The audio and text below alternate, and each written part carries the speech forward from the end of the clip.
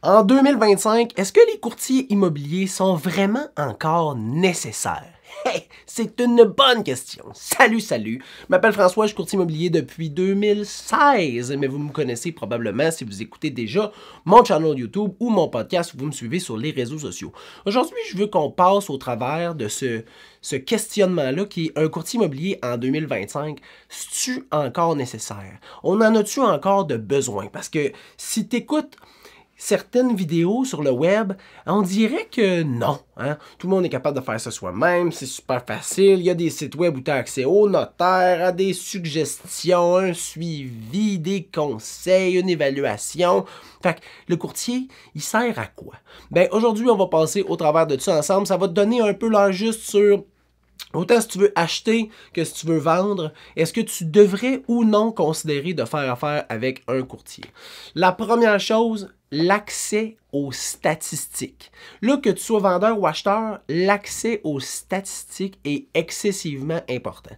Pourquoi? Parce qu'il faut que tu te bases sur des points mathématiques, pas juste ton ressenti, ton émotion, ton feeling pour baser le prix d'une offre d'achat ou le montant d'affichage d'une propriété.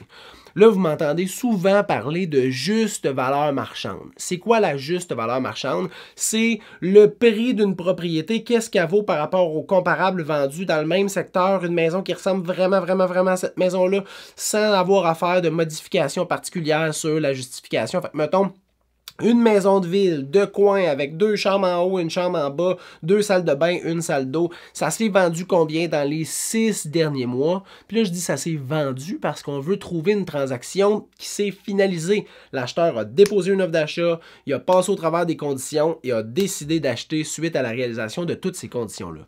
Ça, c'est la juste valeur marchande. Fait qu'en ayant accès aux statistiques, tu es capable de savoir à combien mettre ta propriété sur le marché. Si tu es un acheteur, tu es capable de savoir combien la maison vaut réellement sur le marché. Là, à partir de là, tu es capable de savoir est-ce que la maison est affichée 30 000 en dessous de ce qu'elle devrait normalement se vendre? Est-ce qu'elle est 25 000 au-dessus? C'est assez important de le savoir, là, tu sais, là. Là, il y a des gens qui vont dire « Ouais, mais on a accès à ça, moi je peux aller au registre foncier, puis j'ai accès à un autre site qui me donne des... » Ouais, je te confirme, là, j'ai regardé toutes les possibilités, là. Le plus facile, c'est d'avoir accès aux sous-informations de Centris, puis d'être capable de bâtir une réflexion statistique à partir de là. Fait que le courtier immobilier a accès à te donner ces informations-là. Le deuxième point, c'est les connaissances des documents puis du côté légal. Je vais te conter une petite histoire, puis ça va bien, tu vas bien comprendre. Là, j'ai un client qui m'a été référé par une institution financière, fait que je l'appelle, il cherche à acheter une maison, bingo, sa propriété est déjà en vente, mais directement par lui. Là, je fais, parfait, écoute, on va l'appeler Michel. Parfait, Michel, il n'y a vraiment pas de trouble, tu sais, je vais pouvoir t'aider, on va créer les alertes automatiques, on va créer ton dossier dans mon système, mais ton offre d'achat, peux-tu me parler des critères? Là, il me parle des critères, puis là, je dis, OK, c'est quand ta date de prise de possession? On était, je pense, en novembre. Puis là, il dit, ouais, on a marqué 15 janvier. Là, je fais comme, OK. Mais là, le 15 janvier, toi, mettons là, que toutes les conditions se réalisent sur l'offre d'achat, puis il faut que tu sacs ton camp de ta maison, tu t'en vas où? Tu dis, ben là, on va s'arranger, là, tu sais, là, on changera la date. Le gars, il était bien ouvert à ce qu'on change la date. Là, j'étais même, oui. Mais mettons, contractuellement, présentement, là, t'es relié à lui par contrat, vous avez signé sur un offre d'achat, il dit, ouais, OK, parfait. Le délai inscrit, c'est quoi? 15 janvier. Là, je fais, c'est noir ou blanc. Lui, s'il décide que le 15 janvier, il prend possession de ta maison, il prend possession de ta maison le 15 janvier. C'est noir ou blanc un contrat. Mais là, il dit, ben là, ça marche pas, je peux pas partir le 15 janvier. Je dis, ben c'est ça, Michel. C'est direct pour ça que j'ai pris le temps de t'appeler, tu sais. Mais ça, là, c'est une histoire isolée, mais c'est une histoire qui se répète dans plein de transactions. Il y a plein de monde qui m'ont écrit puis m'ont dit, hey, François, je te suis sur les réseaux sociaux. J'ai un offre d'achat, puis là, il me parle des affaires, puis je fais comme, ben, ça marche pas, man. Ça peut pas fonctionner parce que telle chose.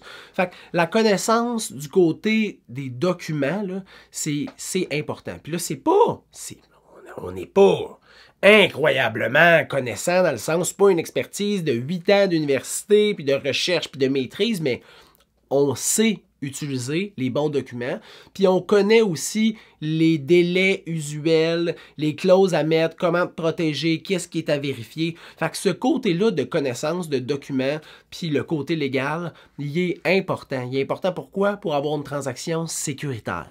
Souvent, je parle de profit dans une transaction, mais si par une faute contractuelle, tu perds 15 000 $ ou 20 000 $ parce que X affaires qui se passe, ça reste que ça touche aussi ton profit, mais c'est surtout que c'est pas sécuritaire comme transaction.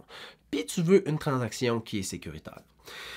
La connaissance, les documents, ça m'apporte aussi à un autre point qui est la connaissance des délais usuels, de tout. Fait que, dans combien de temps le notaire est supposé d'entrer en contact avec toi? Est-ce que puis là, je te dis, c'est pas toujours facile d'avoir des réponses des bureaux de notaire, peu importe quel bureau, là, tu sais, là. Fait que dans combien de temps? C'est quoi qu'il faut que tu apportes là-bas? C'est quoi le délai usuel pour un... Mon Dieu! Pour une inspection, pour une vérification de drain, pour un financement. Si j'ai un financement, mais qu'il faut que je refinance ma maison, ça va-tu être vraiment plus long? Je peux-tu mettre 14 jours? Tous ces délais-là, là, nous, on les connaît. On les connaît, puis on sait à peu près combien tu devrais avoir de délai sur chacune des conditions. Quand tu réalises tes conditions, des fois, il arrive des trucs. Hein? Tu réalises des conditions, tu récupères de l'information, tu cherches des affaires, puis là, il arrive des choses, puis tu dois ajouter des conditions, des contrats, hein, parce qu'on connaît les contrats, tu dois ajouter des demandes contractuelles ou tu dois négocier, exemple, suite à une inspection. Puis cette portion-là, on a l'habitude de le faire, on a la connaissance pour le faire, on sait quel délai mettre sur les prochaines expertises qu'il va falloir demander, puis on sait aussi faire la part des choses. Là, à partir de là, c'est pas moi qui va décider, c'est toi qui vas décider si la part des choses, elle est juste ou pas juste, puis si tu suis mon conseil ou pas mon conseil. Mais moi, je suis là pour te donner les bonnes informations, par exemple. Les bonnes informations, c'est ce que je crois qui te protège, mais qui va aussi pas mettre en péril la transaction qui, pour toi, est importante. Parce qu'ultimement, si tu as déposé une offre d'achat, c'est parce que tu veux acquérir la propriété. Si tu as décidé d'accepter une offre d'achat parce que tu vends, c'est parce que tu veux vendre ta maison. Fait qu'on ne veut pas perdre cette possibilité de réaliser ton projet-là, mais d'un autre côté, on ne veut pas le faire à n'importe quel prix. Fait que ça, c'est des choses qu'un courtier peut t'aider. Là, tu me diras, je peux le faire tout seul? Oui.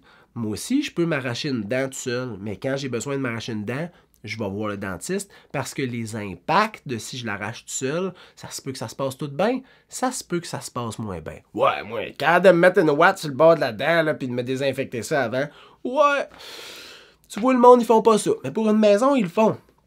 Pourtant, hein, c'est des centaines de milliers de dollars comme transaction, il y a des impacts excessivement importants qui peuvent se passer, mais les gens décident de le faire par eux-mêmes. Regarde. Qu'est-ce que je te dis? L'autre point, la séparation des émotions. Dans une transaction immobilière, là, check bien ça. Ça, là, c'est un immeuble. Hein, ça n'a pas d'émotion, un immeuble. Un immeuble avec deux personnes qui veulent faire une transaction. Les deux personnes, ils n'ont pas les mêmes besoins. Lui, il veut vendre au plus haut prix, aux meilleures conditions. Lui, il veut acheter au moins cher possible. Lui, il a fait des rénovations dans sa maison, puis il aime bien ses rénovations. Lui, il trouve que les rénovations, c'est de la crusse de merde, puis c'est vraiment laid. Tu vois-tu comment que ça se peut que ça accroche, là? Quand tu as un professionnel entre les deux, pop, pop, pop, pop, les émotions souvent ne traversent pas, à moins que ton courtier soit pas capable de se gérer. Mais sinon, les émotions ne traversent pas dans les demandes qui se font contractuelles. Il y a deux acteurs qui vont venir essayer d'empêcher que cette émotion-là puisse transiger.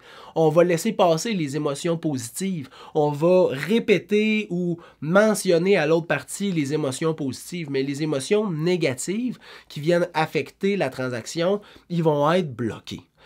Puis c'est important ce point-là parce que prendre une décision sur le coup de l'émotion, ça peut être excessivement bon, mais ça peut aussi être très coûteux et problématique. Fait que c'est tout le temps bon de prendre le temps de se poser et faire comme « OK, je prends-tu la bonne décision? Je devrais-tu regarder d'autres choses? Y a-tu d'autres choses que je devrais savoir? » Puis de baser son choix, sa décision, ses prochaines actions, sa stratégie sur quelque chose qui est réfléchi. Une fois que c'est émotif, là, c'est pas sensé, c'est pas songé, c'est irrationnel. Puis on veut pas tomber dans l'irrationnel. Puis ça, on le voit souvent, là, suite à une inspection, l'acheteur va prendre peur. La peur, c'est irrationnel. Souvent, c'est irrécupérable. Il n'y a plus rien à faire. On ne peut plus rien faire parce qu'il est plus rationnel. Fait que c'est vraiment difficile de continuer à avoir une communication avec cette personne-là, à moins de tomber dans son délire psychotique. Mais on ne veut pas tomber dans ce délire-là. Fait que d'essayer d'enlever l'émotion, ça reste rationnel. Donc là, on peut avoir une communication, une conversation, puis on peut souvent trouver un terrain d'entente. Vendre avec un courtier immobilier, ça évite que le vendeur il est sur place. Ça vient rejoindre le dernier point. Là. Si le vendeur est sur place puis l'acheteur arrive avec son courtier ou pas de courtier, les deux personnes, les deux boules d'émotion se rencontrent et discutent ensemble. Puis ça, on veut éviter ça. Puis en plus, visiter quand le vendeur il est pas là, c'est vraiment plus le fun. Tu es capable de dire « Hey chérie, viens voir en bas comment c'est laid, qu'est-ce qui s'est fait. » Tu es tout capable de faire facilement, avec transparence, la conversation, les recherches, t'ouvres les garde-robes, t'es pas gêné. Les gens, quand moi je suis là, je les représente, je suis là, le vendeur n'est pas là, le courtier du vendeur n'est pas là, sont gênés d'ouvrir les affaires, ils disent, on peut-tu ouvrir les tiroirs? Je dis, ben oui, ouvre les tiroirs à bobette, non. Mais les tiroirs de cuisine, oui. Les armoires, le walk-in, les garde-robes, tu veux tout ouvrir ça, t'achètes l'immeuble, ça vient avec. Tu veux le voir, là, tu sais, là. Mais les gens sont gênés. Fait, imagine si le vendeur est là, comment ça crée une restreinte. Hein? Les gens sont restreints, ils parlent moins, ils communiquent moins, ils fouillent moins. Puis ça, c'est pas bon pour un processus d'achat. Fait qu'on veut pas que le vendeur soit là, mais pour que le vendeur soit pas là, il va pas laisser les clés, il va pas mettre ça sur à vendre directement sur Black Market, laisser les clés et dire si vous voulez visiter, les clés sont sur la boîte à mal. Non, ils feront pas ça. Fait qu'il faut un professionnel qui va être là puis qui va venir s'assurer que la visite se passe de la bonne façon. Fait que ça, c'est avec un courtier que tu peux avoir cette option-là. Toute seule, tu peux pas l'avoir. Les deux prochains points sont ensemble.